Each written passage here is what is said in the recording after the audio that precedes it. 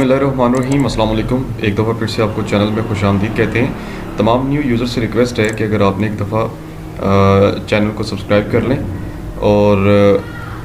और वीडियो के अख्तिताम पे उसको लाइक का बटन आप ज़रूर प्रेस करें। हम अपना चैप्टर स्टार्ट करते हैं। यहाँ पे आज हमारा प्रोफेशनल प्रैक्टिसेस का चैप्टर नंबर 6 नेक्स्ट लेक्चर है, जिसका नाम है इंटेलेक्चुअल प्रॉपर्टी।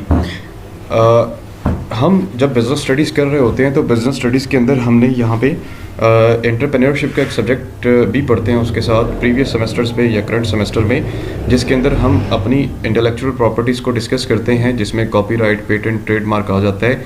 और इस प्रॉपर्टी को सिक्योर करने के लिए फिर हम क्या करते हैं, डिफरेंट किस्म की लीगल प्रोसीडिंग्स का सहारा लेते हैं।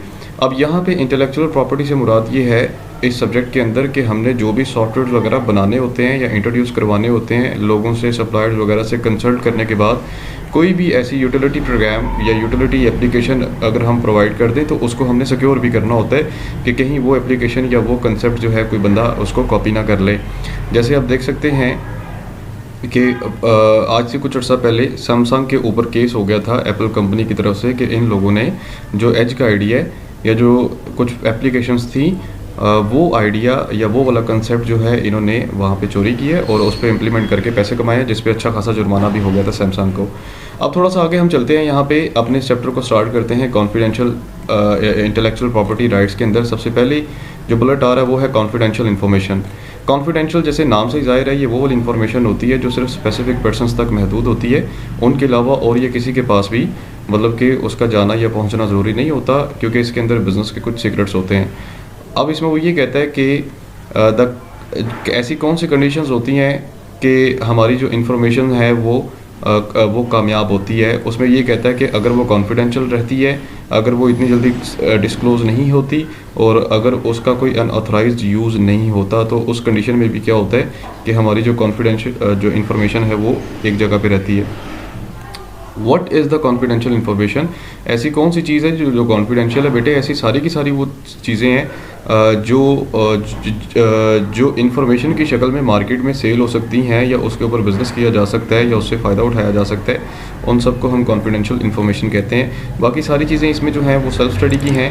मैं क्विकली क्या करता हूँ कि थोड़ा सा मूव ऑन करता हूँ। अब यहाँ पे आता है जी हमारे पास कि sources of obligations of confidence, कि हमारे पास ऐसे कौन कौन से सोर्सेज होते हैं कि हमारे पास जो कॉन्फिडेंशियल इन्फॉर्मेशन, देखें अगर कोई बंदा हमारे पास सॉफ्टवेयर बनवाने के लिए आ रहा है ना, तो उसने अपनी इन्फॉर्मेशन डिस्क्लोज़ करनी होती है आपके साथ। तो ऐसे वो कौन कौन से सोर्सेज होते हैं जिसके थ्रू हम अपनी सीक्रेट इन्फॉर्मेशन को सेव कर सकते हैं या अगले बंदे के ऊपर लाइबिलिटी क्रिएट हो सकती है। लाइबिलिटी जो है उसके ऊपर डिफरेंट किस्म की क्रिएट हो सकती हैं।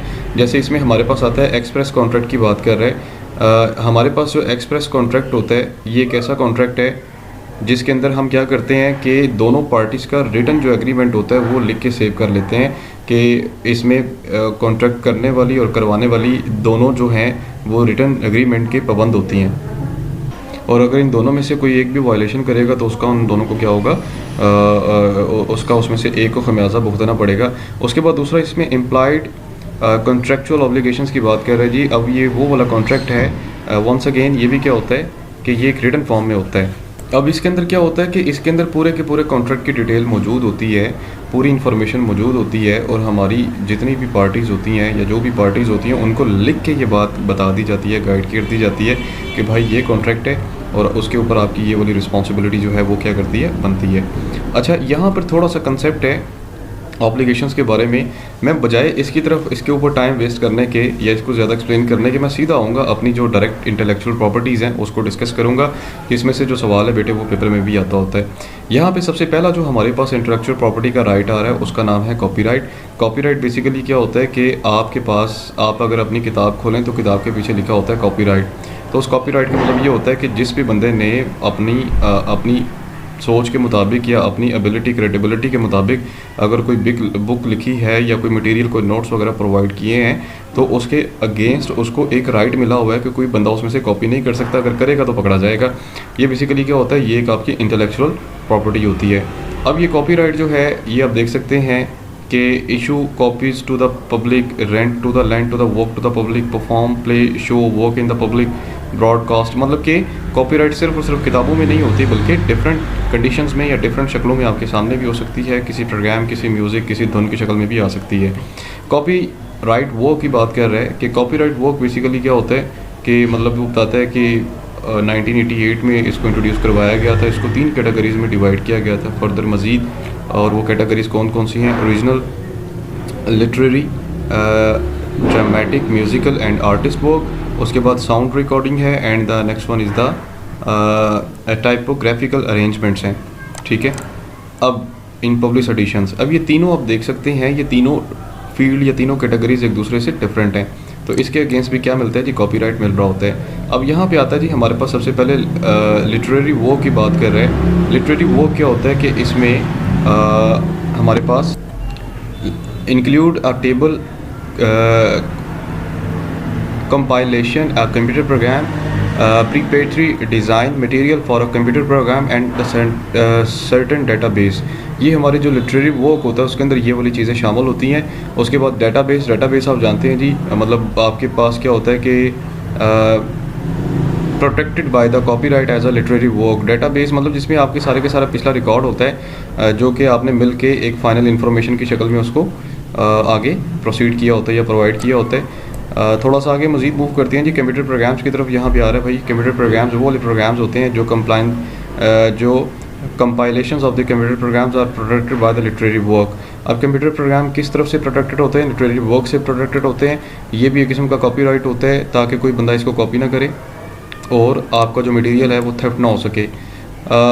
फिक्सेशन की बात कर रहा है जी, आप फिक्स कैसे करते हैं जी प्रॉब्लम्स को? जैसे आपका लिटरेरी जो वर्क होता है उसको फिक्स करने का तरीक़ेकार ये होता है कि आप क्या करते हैं कि मतलब फिक्सेशन से मुराद ये है कि आप उसकी प्रोटेक्शन ले लेते हैं लॉ के अकॉर्डिंग, कि आप जाते हैं वहाँ पे अपनी किसी ऐसी जगह पे जहाँ पे क्या होता है कि आपके पेटेंट के या आपकी इंटेलेक्चुअल प्रॉपर्टी के अगेंस्ट आपको प्रोटेक्शन मिल रही होती है। आप वहाँ पर जाके अपना डिज़ाइन रखते हैं, अपना वर्क उनको दिखाते हैं, उसके ख़िलाफ़ आप क्या करते हैं एक सिक्योरिटी या प्रोटेक्शन ले लेते हैं, जिससे क्या होता है कि आप इस बात के लिए 100% वो हो जाते हैं कि यार अब मेरा जो वर्क है वो सिक्योर है। Who owns the copyright? कौन से लोग जो हैं वो कॉपीराइट रख सकते हैं या किन को कॉपीराइट मिलता है? कहते हैं the author of the sound recording, the author of the film making, the case of the broadcasting, the author of the के programming and in the work of the typographical arrangement.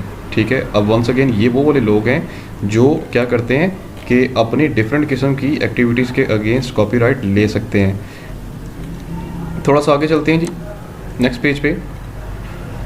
Employees ji, employees वो लोग होते हैं जो कि higher किए जाते हैं काम करने के लिए, और ये लोग जो हैं आपकी इंस्ट्रक्शंस को फॉलो करते हैं और कोशिश करते हैं कि किसी भी किस्म का कॉपीराइट जो है उसकी खिलाफ वर्जी ना हो।